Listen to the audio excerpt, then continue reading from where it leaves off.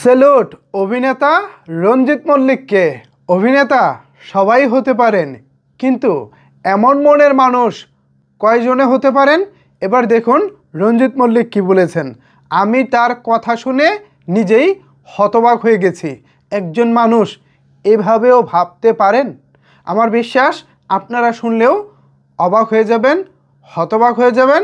পাশাপাশি এই মানুষটার প্রতি আপনাদের এতদিন যে শ্রদ্ধা ছিল তা আজকে বেড়ে আরও বহুগুণ হয়ে যাবে।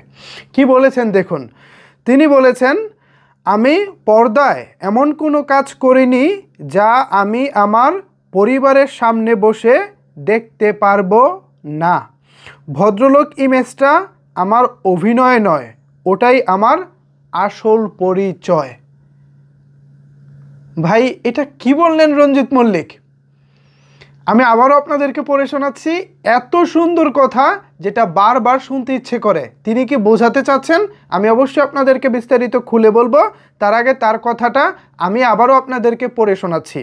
তিনি বলেছেন, আমি পর্দায় এমন কোনো কাজ করিনি যা আমি আমার পরিবারের সামনে বসে দেখতে পারবো না।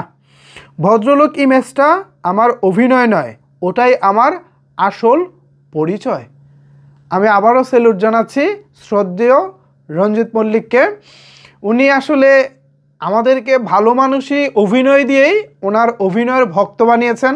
আমরা যারা কলকাতার বাংলা সিনেমা 2000 সাল থেকে দেখে আসছি, তখন থেকে আমরা কিন্তু প্রসেনজিৎ বলেন, জিৎ বলেন বা অন্যান্য যেসব তারকা আছে, মিঠুন চক্রবর্তী থেকে শুরু করে অন্যান্য আরও যত বড় বড় তারকা আছেন, তাদের পাশাপাশি কিন্তু রঞ্জিত মল্লিককেও আমাদের হৃদয়ে আলাদা একটা জায়গা দিয়েছি। কারণ তার সিনেমায় তার যে চরিত্র ছিল, সেই চরিত্রগুলো এতটাই আমাদের জন্য আপন ছিল যে আমরা মনের অজান্তেই এই রঞ্জিত মল্লিককে নিজেদের আপন করে নিয়েছি।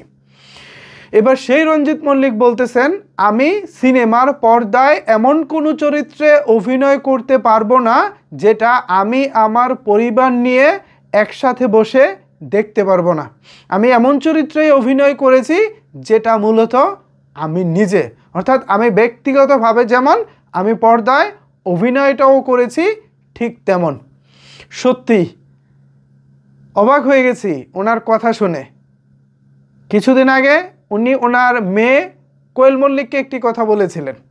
তিনি তার মেয়ে কোয়েল মল্লিককে বলেছিলেন, তুমি যখন পর্দায় অভিনয় করবে, ক্যামেরার সামনে দাঁড়াবে, কখনোই ক্যামেরাকে ফাঁকি দেওয়ার চেষ্টা করবে না।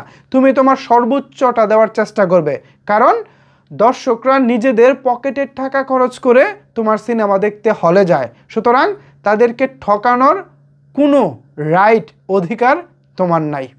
মেয়েকে এই উপদেশটা তিনি দিয়েছিলেন মেয়ে যখন অভিনয় শুরু করেন ঠিক তখন।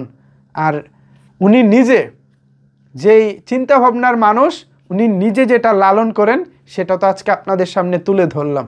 সত্যি অভিনেতা রঞ্জিত মল্লিক, আপনি দারুণ একজন মানুষ। পর্দায় আপনি যেমন দারুণ, বাস্তবেও দারুণ। আপনার তুলনা শুধুই আপনি। তো ভিউয়ার্স, রঞ্জিত মল্লিককে নিয়ে যদি আপনাদের কোনো কিছু বলার থাকে তাহলে অবশ্যই সেটি নিচের কমেন্টস বক্সে জানাতে পারেন। ধন্যবাদ সবাইকে এতক্ষণ আমার সাথে থাকার জন্য।